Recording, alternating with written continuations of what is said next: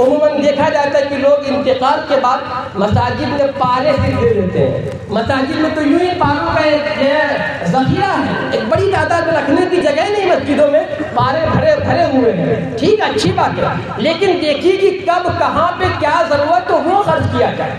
جہاں پہ ضرورت ہے, بہت سارے مدارس ہیں جہاں پہ ان کو تنخواہیں ٹائم سے نہیں مل رہی ہیں, مدرسین کو, اساتذہ کو ٹائم سے تنخواہیں نہیں مل رہی ہیں, ہم وہاں دیں گے تو ثواب زیادہ ملے گا.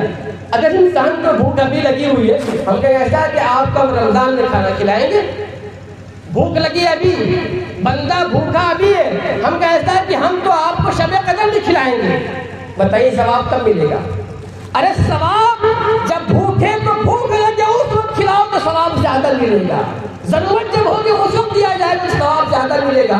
آج لاک ڈاؤن کی وجہ سے لوگ پریشان حال ہیں. غور کریں, انسان دیکھے اپنے محلے میں, اپنے گاؤں میں, اپنے رشتے داروں میں, اپنے عزیزوں میں کہ کون پریشان حال ہے, ان کی مدد کرے. کس اعتبار سے ہو سکتا ہے؟ یہ سارے کے سارے صدقہ جاریہ میں شمار ہوں گے, اور اللہ کے یہاں اس کا حساب بھی نہیں دینا ہوگا, بلکہ یہ مال اللہ کے بینک میں جمع ہو جائے گا, اللہ کے بینک میں جمع ہو جائے گا, اور جو اللہ کے بینک میں جمع ہو گیا وہ کبھی ختم نہیں ہوگا.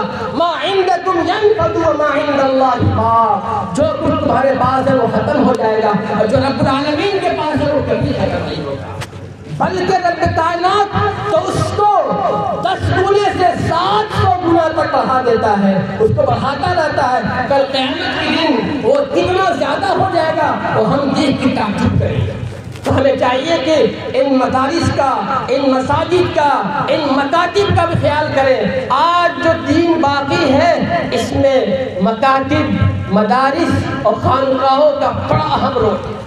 آج سازشیں کی جا رہی ہے ان مساجد کو بند کرنے کی, ان مکاتب کو بند کرنے کی, ان مدارس کو بند کرنے کی پلاننگ کی جا رہی ہے, اور کوششیں کی جا رہی ہے کہ اس کو ختم کر دیا جائے. کیوں؟ یہ پاور ہاؤس ہے, یہاں سے ایمان کی بیٹری چارج ہوتی ہے, یہاں سے لوگوں کے ایمان کو تازہ کیا جاتا ہے, یہاں سے بندوں کے ایمان کو تازہ کیا جاتا ہے, علم کی شمع پھوٹتی ہے, علم کی روشنی پھوٹتی ہے. جب مدارس بند ہو جائیں گے, مساجد ختم ہو جائے گی, تو پھر کون مسائل بتائے گا؟ امت کو مرنے کے بعد کی زندگی سے آگاہ کون کرے گا؟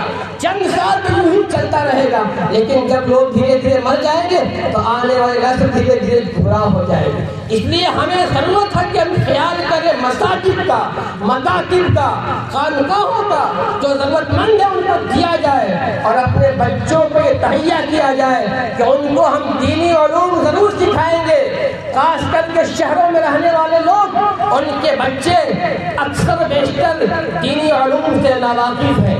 وہ کسی طرح سے قرآن کریم تو پڑھ لیتے ہیں, ناظرہ تو پڑھنے آ جاتا ہے, لیکن ان کا یقین, ان کا ایمان, ان کا عقیدہ مضبوط ہوا کہ نہیں, اس کی کوئی گارنٹی نہیں ہے.